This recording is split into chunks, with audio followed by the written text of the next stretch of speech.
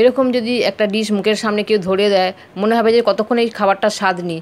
তো এটা কী খাবার বা কীভাবে বানাতে হয় সেটা জানতে গেলে আমার কিচেনে তোমাদের চলে আসতে হবে, আমার ভিডিওটার সঙ্গে তোমাদের কিছুক্ষণ সময় কাটাতে হবে। তা দেখো, এখানে আমি নিয়ে নিয়েছি একটা মাঝারি সাইজের ক্যাপসিকাম, একটা গাজর আর দুটো টমেটো। দুটো না, আমার একটা টমেটোই হয়ে গেলো। এগুলো কিন্তু দেখো, ওই যে ক্যাপসিকামটাকে কেটে ভেতর থেকে বীজটা আমি বের করে দিয়েছি, আর গাজরটার খোসাটা ছাড়িয়ে আমি একদম ধুয়ে রেডি করে নিয়েছি। এবার এটা তোমরা হাতের সাহায্যে কেউ পাতলা পাতলা করে টুকরো করে নিতে পারো, অথবা এরকম একটা গ্রাইন্ডারের সাহায্যে গ্রেট করে নিতে পারো। আমি বড়ো ছিদ্রটা দিয়ে আমি গ্রেট করেছি। আর এখানে 200 গ্রাম সুজির প্যাকেট আর এই কাপটা নিয়েছি। 200 গ্রাম সুজির এই মাপটা একদম পারবে, এই কাপটার মাপে আর কি। এরকম সাইজের কাপ আমার মনে হয় সব বাড়িতেই আছে। তা এই মাপটা আমি সেই জন্য দেখিয়ে দিলাম। একদম পুরো সুজির টা ঢেলে দিতেই পারতাম, কিন্তু আমার টক দইটা আছে, তাই মাপটা তো নিতে হবে। 1 কাপ সুজিতে আমি হাফ কাপ টক দই নিয়েছি। মাপটা কিন্তু মারাত্মক, এখানে ঠিকঠাকভাবে নিতে হবে। মারাত্মক কথাটা এই কারণে বলছি, মাপগুলো যদি ঠিক না হয় জিনিসটা কিন্তু ঠিকঠাক হবে না। এবার দেখো, যতটা টক দই নিয়েছি, হাফ কাপ টক দই নিয়েছি, তারও হাফের আমি হাফ কাপ টক দিয়ে, তার হাফ কাপের থেকেও কম আমি জলটা নিয়েছি। জলটা কিন্তু এখন আমি দিচ্ছি না, জল কিন্তু আমার আরও একটু লাগবে। এখানে টক দই আর সুজিটা শুকনো যেটা ছিল, জল ছাড়া আমি ভালো করে মিশিয়ে নিচ্ছি। এবার একটু জল দিচ্ছি, জলটা কিন্তু পুরোটাই ঢাললাম না।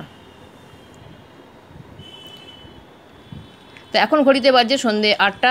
সন্ধে বলছে এই কারণে, এখন গরম পড়ে গেছে, আর আমাদের শহরে তো এখন সন্ধেই বলা চলে। তাই তোমাদের গুড ইভিনিং জানাই। আশা করি তোমরা সবাই খুব ভালো আছো। আমি কিন্তু তোমাদের মতোই একদম আছি।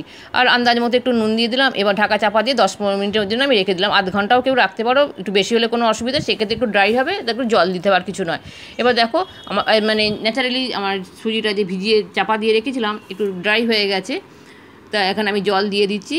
আচ্ছা, ব্যাটারটা কতটা ঘনত্ব হবে সেটা তোমাদের আমি দেখাবো। এখানে জলটা সেই মতন করে আমি বারবার দিয়ে যাচ্ছি আর কি। একবারে জলটা দেবো না, কিন্তু এটা পাতলা, ব্যাটারটা যদি পাতলা হয়ে যায় জিনিসটা একদম আসবে না আর কি ঠিকঠাক। আর ঠিকঠাক ছেড়ে উঠবেই না, তখন আমাকে ময়দা মিশিয়ে গোলা রুটি ছাড়া আর কিছু করা যাবে না। আমি খুব সাবধানে একটু একটু করে জলটা দিচ্ছি আর কি। এটা কিন্তু একটা south Indian dish. South Indian dish মানেই আমার কাছে হেলদি খাবার, কেননা ওখানে তেলটা খুবই কম লাগে, আর মশলাপাতিও সেরকম কিছু লাগে না। আমি যতটুকু জানি, যতগুলো জানি, সব তো আমি সাউথ ইন্ডিয়ান ডিশ আমি রান্না করতে জানি না। যতটুকু জানি সেটাই বললাম আর কি। এখানে দেখো, 200 গ্রাম সুজিতে একটা ছোট্ট যে ইনোর প্যাকেট, সেই ইনোর প্যাকেটটা আমি পুরোটাই এর মধ্যে ঢেলে দিলাম। এখানে ইনোটা দেওয়ার পর সামান্য একটু জল দিতে হবে, নাহলে যে বুদবুদ একটা কাটে, ওটাই তো দরকার, ওটা ঠিক আসবে না, ওটা হবে না জলটা না দিলে আর কি। আর ইনোর বদলে তোমরা কেউ বেকিং সোডাও দিতে পারো, 4 চামচের 1 চামচ, কিন্তু আমার মনে হয় ইনোটাই বেশি ভালো হয়, বেশি ফ্লাফিটা বেশি ভালো হয় আর কি। এই যে দাঁড়ো, কীরকম পড়ছে তোমরা দেখো। তোমরা বুঝে নিয়েছো ঘনত্বটা কতটা, আরও ভালো করে বুঝবে যখন আমি প্যানে এটা দিয়ে যখন আমি বানাবো জিনিসটা, তখন ভালোভাবে আরও বুঝতে পারবে। এবার যখন সাউথ ইন্ডিয়ান ডিশ, এখানে তো একটা ফোড়ন দিতেই হবে। এখানে দেখো সাদা তেল দিয়ে দেবো,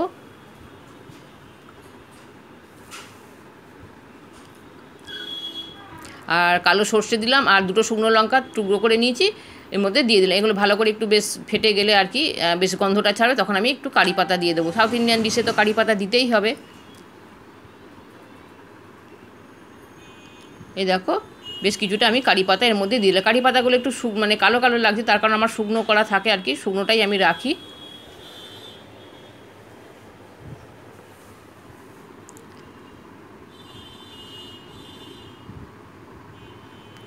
এবার নিয়ে ওই ব্যাটারটার মধ্যে আমি ঢেলে দেবো। তোমরা তো আমার যারা দেখেছো আগে যে আমি আপ্পের রেসিপি করেছিলাম, এটা কিছুটা ওই রকমই, তবে এটা আপ্পের নয়, আপ্পের থেকে একটু অন্য রকম।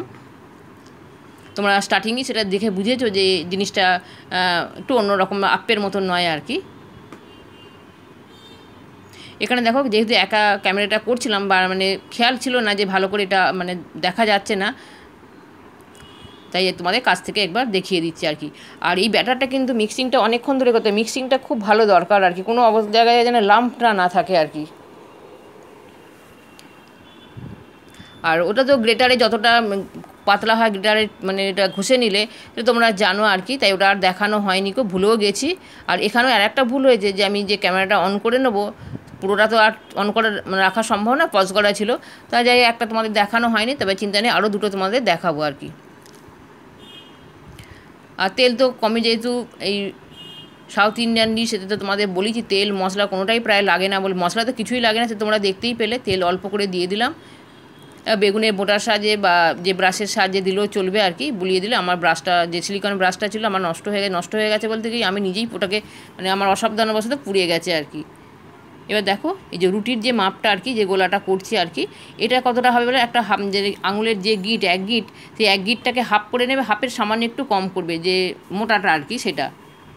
এবার ওপর থেকে আমি যে কাঁচা সবজিগুলো ছিল এগুলো ওর মধ্যে একটার পর একটা দিয়ে দিচ্ছি। শেষকালে ধনেপাতা দেবো, এতে কাঁচা লঙ্কা কুচিও আছে, আর কেউ চাইলে এতে কিন্তু পেঁয়াজও টুকরো করে দিতে পারো। দেখো টমেটো, তারপরে গাজর, ক্যাপসিকাম সব দিয়ে দিলাম, কাঁচা লঙ্কাও সব দিয়ে দিলাম। এবার শেষে আমি ধনেপাতা দিয়ে দেবো। দেখো সবটা আমার দেওয়া হয়ে গেল। এবার উপর থেকে একটু নুনের ছিটে আমি দিয়ে দিলাম, যেহেতু কাঁচা সবজি তাই উপর থেকে একটু নুনের ছিটে দিয়ে দিলাম। এবার চামচের সাহায্যে এগুলো একটু বসিয়ে বসিয়ে দিচ্ছি। এবার এই চাপাটা দিয়ে দিলাম, 1 থেকে 1.5 মিনিটের জন্য আমি চাপা দিয়ে দিলাম। তারপর 1 থেকে 1.5 মিনিটের পর আমি আবার চাপাটা খুলে নিচ্ছি। এবার এক পিঠ উল্টে দেবো। কত সুন্দর ইজিলি উঠে আসছে তোমরা দেখো।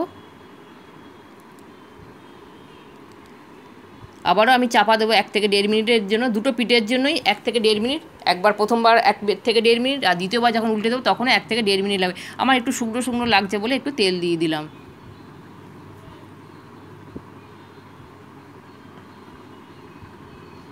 দেখো আবারও আমি চাপা দিয়ে দিলাম। আর এই যে ধনেপাতার চাটনি, এটা কীভাবে বানিয়েছি তোমাদের আর এটা শেয়ার করিনি, তার কারণে আমি যখন আপ্পে করি তখন তোমাদের সেটা দেখিয়েছিলাম। এর সঙ্গে ধনেপাতার চাটনি তো যায়, আর বাদামের চাটনিটাও খুব ভালো হয়, কিন্তু আমি আর করিনি বাদামের চাটনি।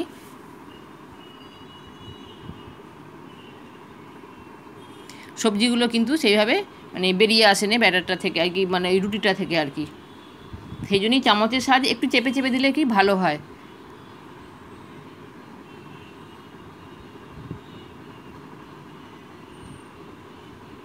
মাপটা যদি ঠিকঠাক না করো তাহলে কিন্তু এটা কিছুতেই উঠবে না, যতই তুমি প্যানে করো না কেন। আরও একটা করবো, তোমরা দেখো আরও একটা।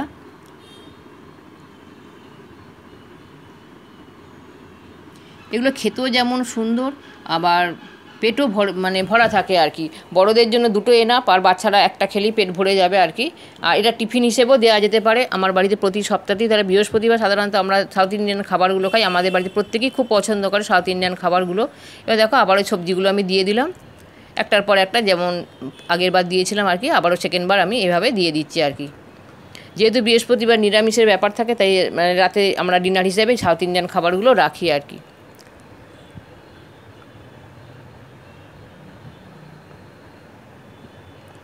এতে কিন্তু তোমরা, আমি যে সবজিগুলো দিয়েছি এই সবজি দেবে, অন্য কোনো সবজি কিন্তু এতে আসে না। তোমরা পেঁয়াজ দিতে পারো, পেঁয়াজ চলে, কিন্তু আমি কিন্তু পেঁয়াজ ছাড়া এটা করলাম। আবারও দেখো চামচের সাহায্যে একটু করে বসিয়ে দিচ্ছি।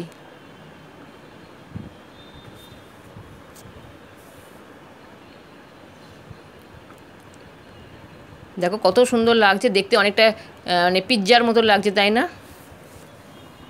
খুব সুন্দর একটা লুক এসেছে। এক পিঠ উল্টে দিলাম, তোমাদের কাছ থেকে একটু দেখিয়ে দিলাম তোমাদের, যাতে তোমরা বুঝতে পারো। এবার চলো হয়ে গেছে, এবার ঝটপট করে খেতে দিয়ে দিই। এতক্ষণ তো আমার সঙ্গে ছিলে, আমি এই রেসিপিটার নাম তোমাদের বলিনি। এই রেসিপিটার নাম হচ্ছে appam recipe, south Indian dish. তোমাদের কেমন লাগলো অবশ্যই জানাবে। ফিরে যাচ্ছি, চলে আসবো নতুন কোনো একটা ভিডিও নিয়ে। ততক্ষণের জন্য তোমরা সবাই খুব ভালো থেকো, সুস্থ থেকো, টাটা বাই।